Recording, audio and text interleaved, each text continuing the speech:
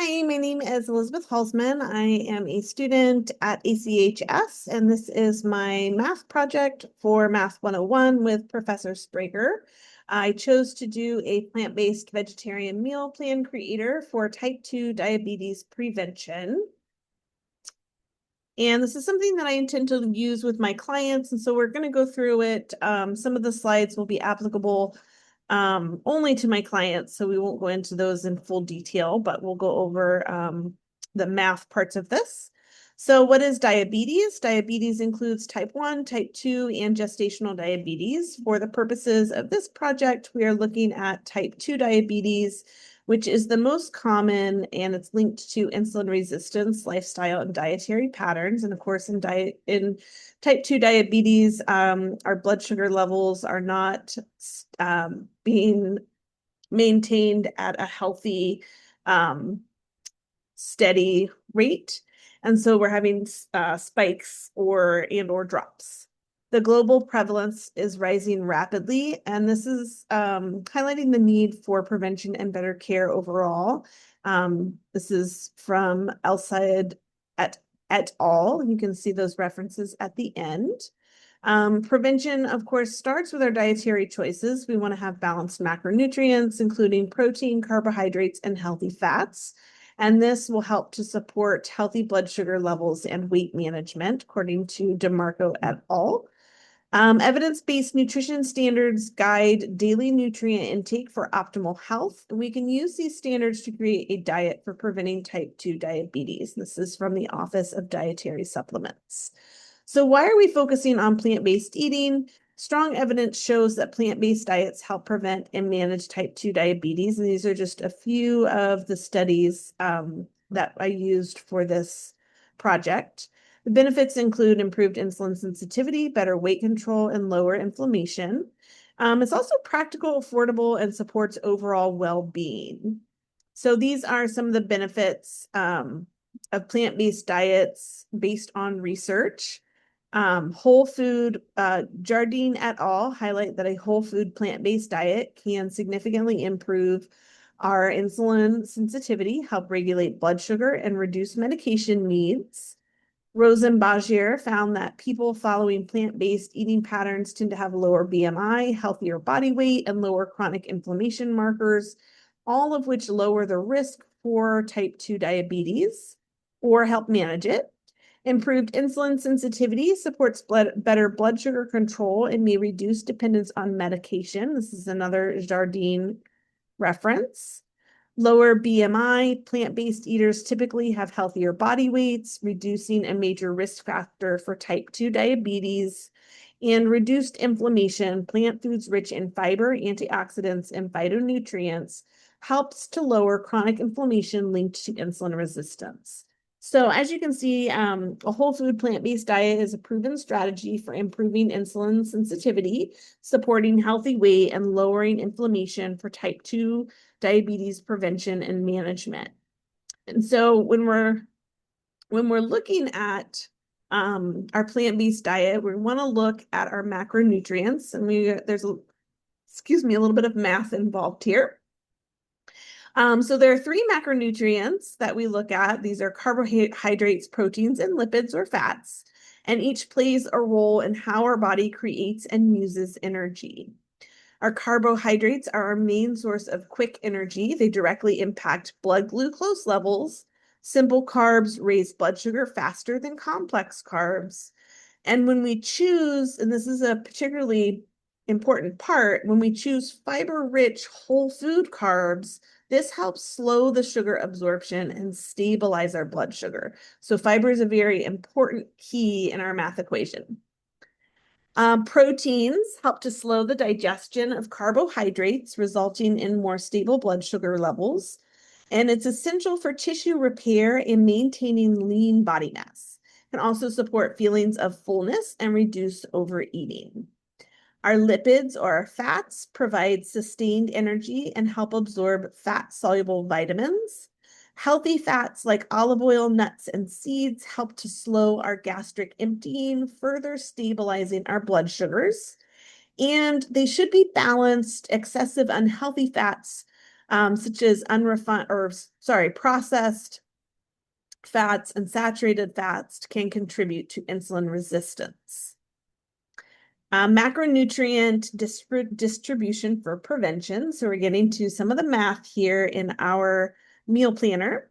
This is a suggested percentage breakdown for diabetes preventative eating, and this is based on a 2,000 calorie diet. We want to get approximately 40% of that 2,000 calorie diet from our carbs, which is approximately 200 grams, 25% from our protein, 125 grams, 35% from our lipids, which is 75 grams, or approximately falling into these ranges here. Include a minimum of 40 to 50 grams of fiber per day. So remember I said that that fiber was a very important key. And so that is part of our equation. So here, how do we know what to choose? Well, this is our math equation down here at the bottom, and we have a little graph here that shows our macronutrients. We have lipids in the black, proteins in the gray, and carbs here in the white. And then to reach our daily goals, we want to choose 3 meals plus snacks. That equals our 40 to 45% carbs, plus 20 to 25% protein, plus 35 to 40% lipids or fats of our 2,000 calorie diet up to 100%. And then we're going to add at least 40 grams of fiber. So that is our math equation. And this is just how we're going to do it. We're going to choose 3 meals with carbs, proteins, and fats. We're going to see if our macronutrient goals are met. And then we're going to make sure that we have at least 40 to 50 grams of fiber. If we do not, and most likely you won't, you're going to add snacks to fulfill your daily goals. So again, that math equation, 3 meals plus snacks equals our carbs plus proteins plus lipids, which should equal approximately 100% of our 2,000 calorie diet, and then a minimum of 40 grams of fiber. So here we're going to look at some choices. So this is what my clients would be using to put together their meals. So they're going to look at these carbohydrate. There are 2 lists here, and they're going to choose 1 or more for each of their meals. And they want to make sure that that hits their 40% for their carbs. Then we're going to take a look at our protein chart. And again, for each of our 3 meals for the day, we're going to choose 1 or more proteins up to our 25% goal for the day. And then we'll choose our lipids for 3 meals, 1 or more up to 35 for our full day. Then we add all those up, and then we will add snacks accordingly. So I'll show you what I mean. So here we'll look at an example. This is meal 1, breakfast, quinoa porridge. We have our approximate macros here. We've chosen all of our necessary items. And then again, here we have a lentil and veggie salad for lunch. Again, we've chosen that based on our carbs, proteins, and fats. We have our approximate macros. For dinner, we have tofu stir fry with brown rice and veggies. Again, we have all of our macro information here. And so we'll total those up. And for all 3 meals, we can see we're just a little bit under for our math equation. And so now we want to go back. We've got our fiber reached, but we want to go back and we want to fill in our protein, fat, and carb targets for the day.